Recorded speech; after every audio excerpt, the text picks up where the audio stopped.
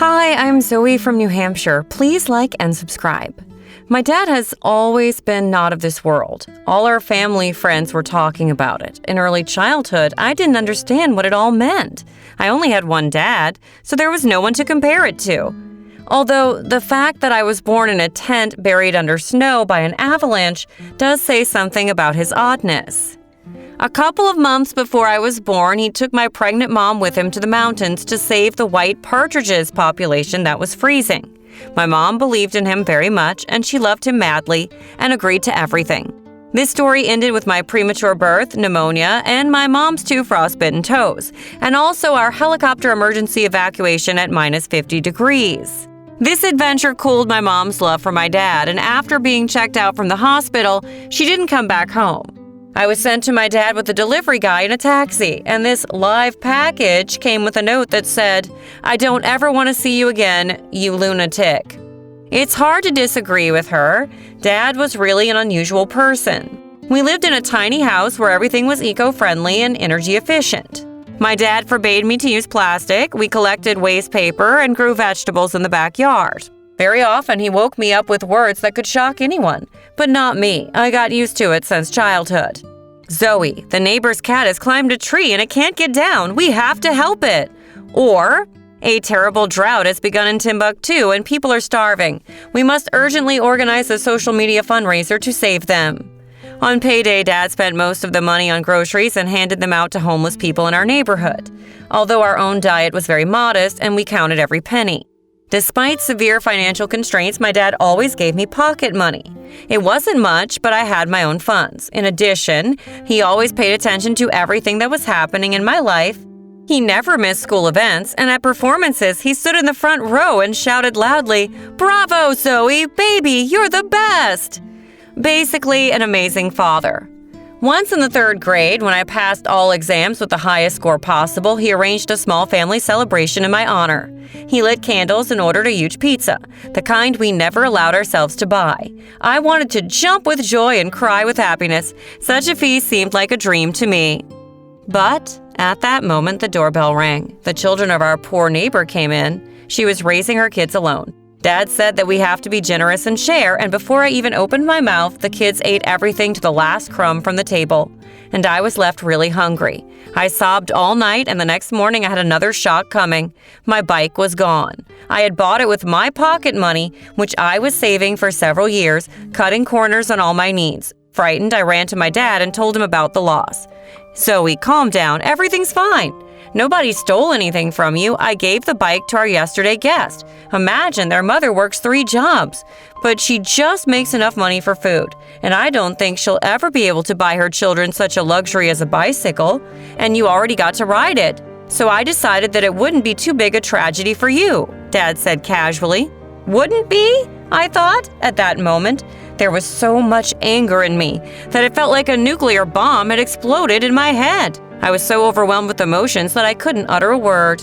Over time, it only got worse. Dad got so enthusiastic about giving away our stuff that very soon I only had one dress left in my closet. It was so shabby and mended that when kids at school saw me, they whispered and laughed behind my back. But oddly enough, thanks to this terrible situation, I discovered a talent in myself. I didn't want to look ragged, and I started buying clothes in thrift shops. My tight pocket money was enough for it. They were oversized, plain items, which I altered and turned into stylish and fashionable ones using my mom's old sewing machine. I found it in the attic, and a miracle happened. All those kids who used to laugh at my looks began to come up to me and ask where I managed to get such trendy clothes, like from the famous courtiers. But I kept my secret until the 9th grade, until I found out that a fashion week was about to take place in Los Angeles, and young aspiring fashion designers were invited. I decided that everything in life happened for a reason, and that it was my chance. I just had to solve the financial issue. And I didn't doubt even for a minute that Dad would give me money for the trip. After all, this is the dream of his only and beloved child. But Dad was dead set against it. He said that fashion is evil and a complete nonsense. In his opinion, this caprice caused billions of unnecessary things to be produced and end up in landfills, and non-renewable resources are being spent. So ultimately, fashion is just empty consumerism that destroys nature and threatens life on Earth. My dad finished his angry speech, shooting fire from his eyes and nervously gesticulating. He went to his room and slammed the door loudly. After this conversation, I was hit by a wave of despair and perhaps the strongest disappointment in my entire life. It was very difficult not only to get my thoughts in order, but even to just breathe. I tried to pull myself together and go to school. But when I opened the door to go outside, reporters began to break into our house under camera flashes, asking where my dad was. From their words, I found out that he had inherited $1 million from his cousin once removed, and he donated all this money to the fund of rescuing penguins perishing in Antarctica. And he's going on a rescue expedition in a few days. At that moment, my angry dad ran out and pushed the journalist out the door. I interrupted this scene with my loud cry. Yes. Everything that mounted up and was seething in me for many years poured out on my dad's head. I hate you! I yelled and stomped my feet. Mom was right. You are a lunatic. Penguins, stray cats, and strangers are more important to you than your own daughter. A ticket to Los Angeles costs a lot less than $1 million. Even a small amount from your inheritance would have helped me fulfill my dream, I said, sobbing, and I ran out into the street. For several days, I ignored my dad and his attempts to speak to me, but despite my manipulation, he remained unmoved in his decision about the Fashion Week. We never spoke, and he went to Antarctica to save penguins. And for the time of the expedition, he sent me to stay with my mom in Texas. Can you even imagine? I couldn't believe that my parents, who hadn't spoken since I was born, could come to an agreement. And now, realizing how crazy my dad was, I didn't blame my mom for leaving and not communicating with us. I was very interested in getting to know her better. Imagine my surprise when the taxi that picked me up from the airport stopped in front of a luxurious castle-like mansion. I was met by a butler. He took my suitcase and showed me to my room. And what a room it was, twice the size of the house we lived in, and very richly furnished. Before I had time to unpack my suitcase, my mom came in. She gave me a big hug and showed me the dressing room, my personal dressing room. Zoe, baby, I took the liberty of buying clothes for you to my taste. I hope you don't mind, she said. Ooh, how could I mind? I never dared to dream of such magnificence.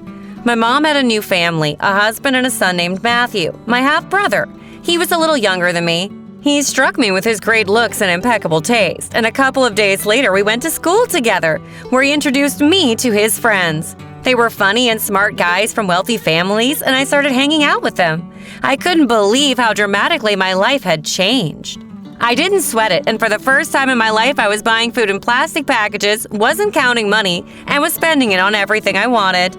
I think Dad wouldn't be happy with me and would call it consumerism. With my new cool friends, we talked about fashion and partying, ate at expensive restaurants, and raced luxury sports cars. They were the most popular kids in school, and everyone was sucking up to them. But my euphoria didn't last long. One day, Matthew invited me for a ride to have some fun with our friends, who for some reason brought a huge bag of overripe tomatoes. I was surprised, but didn't ask anything, preparing for some special adventure. But I was simply stunned when the guys and I stopped near a group of young people, school students like us, that were holding banners. My friends jumped out of the car and, laughing loudly, began to throw tomatoes at the protesters.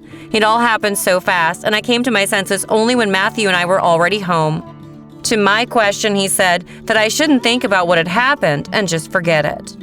Zoe, they're a bunch of idiots from the school. You saw them, but didn't pay attention. They're not worth it. Always protesting and demanding something. The next day at school, I approached a girl I remembered from the protester group, and her name was Rose. I apologized for my half-brother and his friends and asked why they were protesting. It turned out that someone wanted to build a shopping center near the school instead of the park area.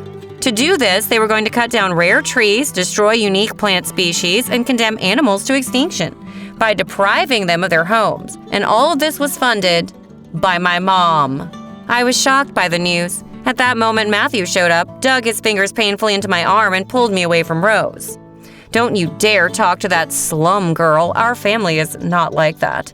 Or are you not one of us? Matthew told me, while looking at me with bloodshot eyes and spitting in my face. I'd never seen him like that before. I had to explain to him that Rose was a girl worthy of my friendship. I supported her fight to save the park, and that it turns out I was actually very wrong about him, Matthew. Suddenly, my half-brother reacted in a strange way. For some reason, he scratched his face, fell to the ground, and started to howl. It was so loud that the school's principal came running. My brother pointed his finger at me, sobbed, and said, "It's Zoe, my half-sister. She attacked me. She's crazy like her father." Such shameless lies left me speechless. I prepared that my mom would believe Matthew and kick me out of the house that very evening. But her reaction was unexpected. When we met, she hugged me and began to pet me on the head. As it turned out later, a group of activists rescuing penguins in Antarctica was not answering any signals. All contact with them was lost. Yes, it was my dad's expedition. It was all over the news. If it wasn't for Rosa's support, I would probably have gone crazy. During that difficult period, she spent a lot of time with me and gave me a very special, wise piece of advice. Zoe, your dad would say that you have to stay brave and strong against all odds, and to cope with your pain, you should help someone else, someone who's suffering more. I understood what Rose was talking about. That day, I talked honestly with my mom and convinced her not to build the shopping center. To my surprise, she listened to me. I think her decision was influenced by the situation with my dad, whom she respected deep down for his cordiality, kindness, and willingness to sacrifice. Moreover, my mom invested in the reconstruction and improvement of the park. She didn't spare money, and it became a gym and a tourist attraction to the city. At the opening of the renovated and upgraded park area, my mom gave a speech, at the end of which she said, "This park has changed thanks to my daughter Zoe, who opened my eyes and heart." And when everyone started to applaud me loudly and say kind words for the first time, I truly realized what human gratitude really meant. For that, and for whom my dad worked with no days off, he wanted to make the world a better place. At that moment, in the crowd of people, I saw a familiar face, and the eyes I knew, it was my dad. Without even realizing it, I threw my arms around his neck and nearly strangled him with a hug. "Zoe, baby, I'm so glad you're all right. As soon as our team was found, I immediately flew out to see you. I rethought a lot and realized that you're much dearer to me than all the treasures of the world. Forgive me for not listening to you and neglecting your dreams. Your happiness is more important to me than penguins," Dad said, and cried. And I was listening to him. I closed my eyes, pressing myself against the big bushy beard on such a beloved face, and I wanted that moment to last forever.